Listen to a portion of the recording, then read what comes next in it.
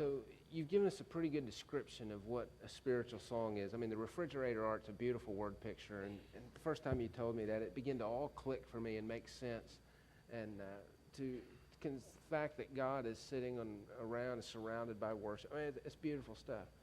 And when we understand that our worship is precious to God, I mean, it just begins to come together. But now we've talked about psalms, singing the scriptures to the Lord.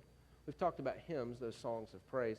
And now you've kind of given us a word picture of what a spiritual song is. But can you give us something in this context of what that is? Yeah.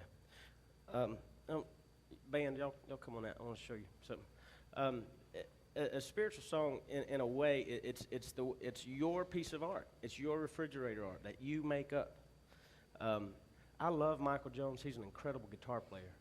But when he plays a guitar solo, that's the way God wired him. Okay, so he sings through his guitar. The second that I start focusing on his guitar technique, I've completely shifted my focus to him. So a lot of times I'll make up my own song.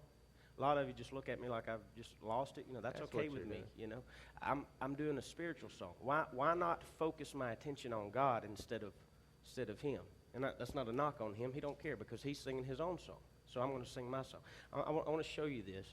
We got time to do it? I know it's late, but you're looking at some of you can stand to. The other day when you were doing that, you were singing this thing and you sing and do your own song.